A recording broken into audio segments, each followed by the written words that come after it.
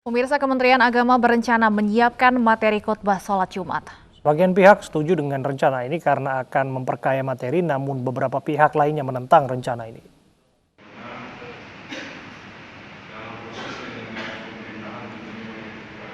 Penyiapan materi khutbah sholat Jumat oleh Kementerian Agama Republik Indonesia menuai pro dan kontra dari beberapa pihak. Rencana materi khutbah dianggap positif karena akan memperkaya materi khutbah. Ketua Komisi Dakwah MUI Pusat Kiai Haji Khalil Nafis menyatakan, rencana Kemenak merupakan langkah positif karena jika ada dai yang kesulitan mencari materi dapat merujuk ke Kementerian Agama. Meski demikian, hendaknya materi khutbah Jumat dari Kemenak bukan materi yang diwajibkan, namun sifatnya edukatif dan menjadi panduan. Diharapkan materi sholat Jumat dari Kemenak akan memudahkan para dai pemula yang membutuhkan referensi materi khutbah. Meski ada yang mendukung, ada juga yang menanggapi negatif rencana ini, karena materi khutbah dari Kemenak dianggap menyeragamkan materi khutbah sholat Jumat, karena selama ini materi khutbah sholat Jumat dari para dai telah beragam. Dari Jakarta, Tim Liputan iNews melaporkan. Apakah penyediaan materi khotbah Jumat untuk mengendalikan para penceramah? Kita akan membahasnya bersama dengan Dirjen Bimas Islam Kementerian Agama, Kamarudin Amin, Ketua Komisi Dakwah MUI Kiai Haji Khalil Nafis, dan penceramah Ustadz Haikal Hasan. Assalamualaikum, selamat malam Bapak. Selamat sore maksud saya. Waalaikumsalam warahmatullahi wabarakatuh. Waalaikumsalam warahmatullahi wabarakatuh. Saya terlebih dahulu ke Pak Kamarudin ya, Dirjen Bimas Islam Kementerian Agama. Pak Kamarudin, saya mulai ke sifat materi yang dipasok untuk khotbah Jumat ini, artinya tidak mengikat ya Pak? Ya, sama sekali tidak. Jadi kita hanya ingin memberikan, memfasilitasi lah ya, memberikan, memperkaya materi khotbah, materi ceramah di tempat-tempat ibadah kita. Jadi nanti kita serahkan saja ke masyarakat untuk memilih. Kalau dipakai, alhamdulillah. Kalau tidak dipakai juga nggak apa-apa. Jadi sama sekali tidak ada paksaan. Lagian tidak bisa dipaksa juga masyarakat. Memang mereka juga pasti punya pilihan-pilihan. Intinya begini sebenarnya. Jadi tujuan kita di samping membantu memfasilitasi mubalik-mubalik muda atau pemula-pemula, juga untuk memberi respon lah terhadap perubahan sosial yang begitu cepat. Masjid musola ini kan tempat pencerahan ya, untuk enlightening ya, mencerahkan masyarakat, sehingga tentu harapan kita isi-isi ceramah itu tidak out of date lah, harus update, harus merespon realitas perubahan sosial yang juga begitu cepat, sesuai dengan kebutuhan umat, sesuai dengan kebutuhan zaman lah, kira-kira begitu. Intinya ya, itu aja. Betulkah bahwa sesungguhnya materi khutbah yang dianggap provokatif ini masih marak di khutbah Jumat, ini menjadi salah satu alasan dipasoknya materi dari Kementerian Agama? Saya tidak pernah bicara tentang provokasi segala macam ya. Jadi tidak berangkat dari situ sebenarnya.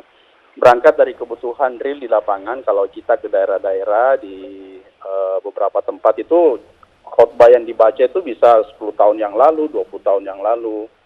Karena tidak ada penceramah yang update atau tidak ada materi yang disiapkan oleh siapapun. Nah, masjid musola kita ini kan jumlahnya ratusan ribu ya, sekitar 800 ribu.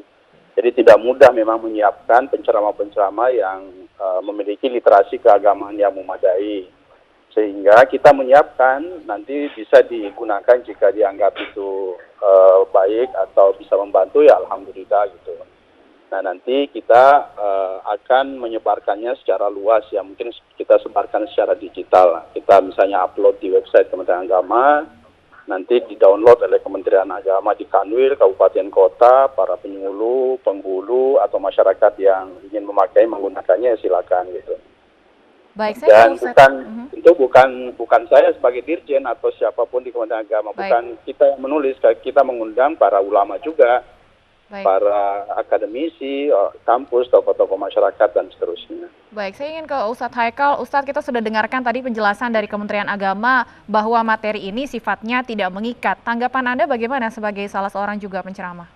Ya, pertama kali saya ucapkan terima kasih, dan kemungkinan ini akan menjadi lagi polemik karena lagi-lagi diterapkan tanpa sosialisasi yang baik. Beberapa kali sering terjadi dan terus terjadi. Terima kasih pula kepada iNews, ini bagian daripada edukasi kepada masyarakat.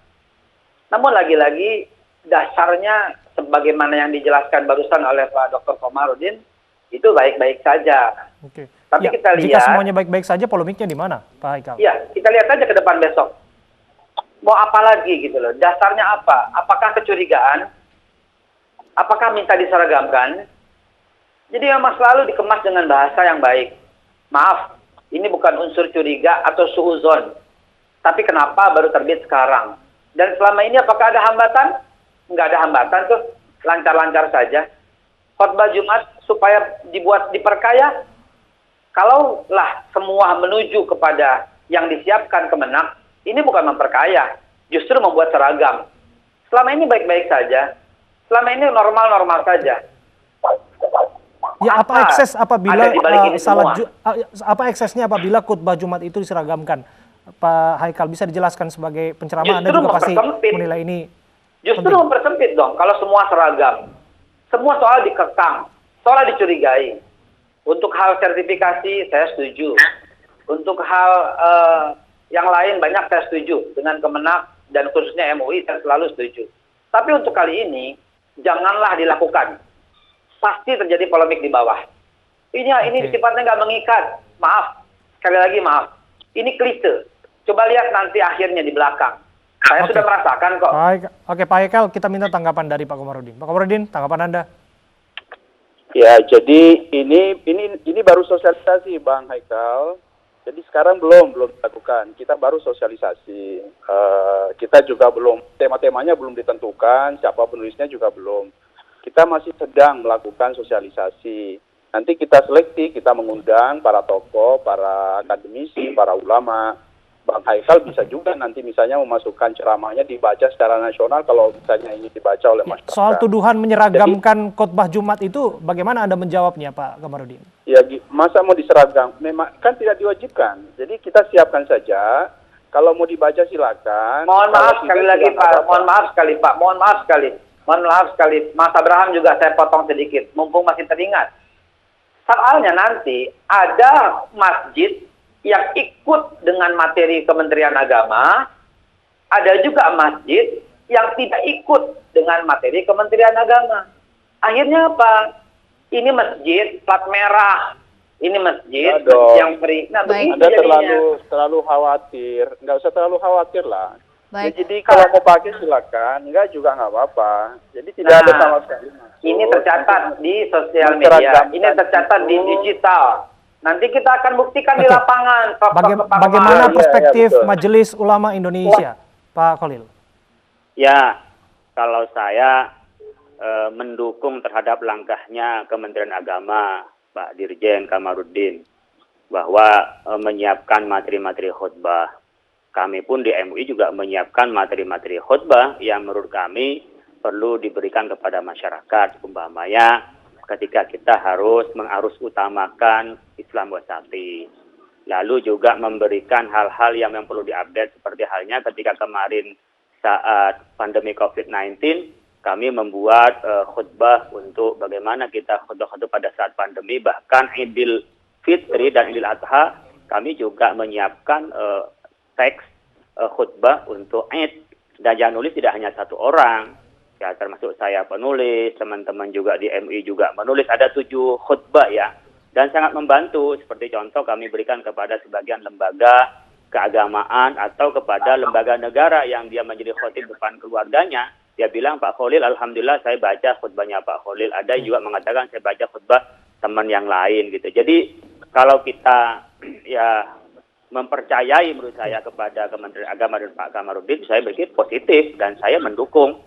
Saya yakin MUI juga secara kelembagaan mendukung karena tidak ada sesuatu yang Pak janggal. Khalil, mengapa Tetapi, dirasa perlu? Apa yang sangat penting dijawab melalui pasokan materi khutbah dari Kementerian Agama? ya kan Menteri Agama adalah negara yang itu perlu juga membina masyarakat, apalagi Dirjen Bimas Islam. Itu perlu memberikan alternatif-alternatif, dan tadi disampaikan tidak untuk wajib. Kalau untuk wajib, saya yang pertama kali menentang kalau itu diwajibkan, karena tidak ada aturan yang bisa mewajibkan itu. Nggak ada undang-undangnya, di samping jumlahnya yang sangat banyak itu. Namun demikian, Ustadz Haikal, Babe Haikal itu pantas juga umpamanya mengkhawatirkan, dan kekhawatiran itu sudah dijawab oleh Pak Kamar. Saya pikir clear, tinggal bagaimana memaksimalkan materi itu yang ya berkualitas. selain berkualitas adalah memang memenuhi kebutuhan masyarakat, bisa juga memprediksi khutbah-khutbah itu nanti yang akan menjawab pada tantangan zaman di masa yang akan datang. Jadi ada beberapa pilihan. Tapi kalau diwajibkan, saya pikir MUI pertama kali menentang hal itu. Dan tadi sudah disampaikan, kita mari kawal. Pertama adalah kualitas khutbah yang atau yang dibukukan oleh Kementerian Agama. Yang kedua adalah janji tadi Pak Dirjen tidak akan mewajibkan, ini hanya memperkaya materi. Dan banyak sekali pemula-pemula itu yang kalau mau khutbah, apalagi Yai punya khutbah enggak? Yai mau saya baca. Banyak sekali yang minta ke saya secara pribadi. Bahkan mendownload di web saya. Saya kan naruh khutbah di web saya itu banyak. Dan paling banyak membuka di web saya itu adalah khutbah. Karena saya yakin ada orang-orang yang pada saat dia mau khutbah kehabisan materi, kira-kira ini apa materinya, dia browsing. Dan dari khutbah-khutbah itulah dia bisa mengambil. Saya pikir positif, tetapi perlu dipastikan Pak Kamar dan melibatkan orang-orang yang dari segala komponen umat Islam, sehingga di situ memperkaya keterwakilan dari berbagai unsur umat Islam di Indonesia ini. Ya. Kita ke Pak Haikal. Ya. Saya merasakan apa yang Kiai Khalil sampaikan, dan itu terjadi, dan saya juga penikmat materi-materi khutbah dari Majelis Ulama Indonesia. Kemarin khutbah Idul Adha juga saya ngambil dari dari Majelis Ulama Indonesia. Selama ini udah berjalan normal. Ya biarlah itu di ranah ahlinya, yaitu Majelis Ulama Indonesia. Tidak perlu lagi Kementerian Agama yang melakukan hal itu. Karena nanti di masyarakat, sekali lagi pasti akan terjadi. Bahwa ini ikut pemerintah, ini masjidnya plat merah, itu akan terjadi. Ini khutbah dari Kementerian Agama, kalau ini bukan. Itu pasti terjadi, coba percaya deh. Kita yang ada di lapangan setiap hari mengalami hal itu. Dan kalau selama ini dari Majelis Ulama Indonesia, nggak ada masalah. Usul saya, bagaimana kalau Kementerian Agama memasok kepada Majelis Ulama Indonesia? Sumbernya satu, karena sumber umat Islam bukan Kementerian Agama, tapi Majelis Ulama Indonesia. Untuk hal yang lain apapun, kiblatnya Majelis Ulama Indonesia. Itu usulan kami. Dan selama ini berjalan dengan baik. Ya. Baik, Pak Komarudin. Ya, apa yang disampaikan Yai Khalil tadi udah betul sekali. Saya kira sangat clear ya, bahwa masyarakat kita ini membutuhkan bahan dakwah yang mencerahkan ya, dan tidak semua penceramah-penceramah kita bisa atau punya waktu atau cukup cukup capable untuk bisa menjelaskan banyak hal. Jadi sekali lagi ini hanya pengayaan saja. Jadi kita kawal aja bersama. Kami berterima kasih kepada Bang Haikal ya. Ayo kita kawal, kita nanti lihat sama-sama. Sejarah nanti yang akan menilai ya apakah seperti yang saya sampaikan atau tidak. Jadi ini hanya ikhtiar saja, ikhtiar Kementerian Agama untuk memberikan fasilitas kepada masyarakat agar bangunan dakwah di Indonesia berjalan dengan baik. Jadi sekali lagi, usul saya Pak Komar, pasoklah, memperkayanya sumbernya satu, yaitu Majelis Ulama Indonesia, sebagaimana sekarang sudah berjalan. Nah, terakhir ini langsung ke Majelis Ulama Indonesia, Pak Khalil, akan seperti apa dampaknya secara langsung jika ini diberlakukan, utamanya terhadap keimanan umat? Ini kan urusan iman, ini sangat personal sekali. Ya, kalau saya pikir MUI bisa terus bikin, kalau Menteri Agama mau bikin, Kementerian silahkan bikin gitu. Atau berkoordinasi dengan kami, berkoordinasi dengan masyarakat. Dan saya pikir itu bagian memperkaya saja. Artinya posisi Kementerian Agama fasilitasi. Yang tadi sudah disampaikan oleh Pak Kamar, bukan berarti Kementerian Agama menulis, fasilitasi dari unsur-unsur masyarakat agar menulis, kemudian dibuka oleh Kementerian Agama, disampaikan pada masyarakat. Maka saya berpesan, biar kita juga benar-benar melaksanakan Bhinneka Tunggal Ika, maka yang menjadi penulis, jadi tim, di dalamnya pun juga mungkin perlu FGD melibatkan berbagai unsur masyarakat. Sehingga tadi polemik yang dikhawatirkan oleh Babe Haikal bisa diminimalisir. Kalau soal curiga pastilah, tapi bisa diminimalisir dengan apa? Dengan bukti tim yang tergabung di dalamnya dari berbagai unsur. Begitu juga tulisan yang ada di dalamnya adalah dari berbagai unsur masyarakat yang diakui di Indonesia, atau minimal yang tergabung di dalam tenda besar Majelis Ulama Indonesia. Usul Kiai Khalil. Terima kasih.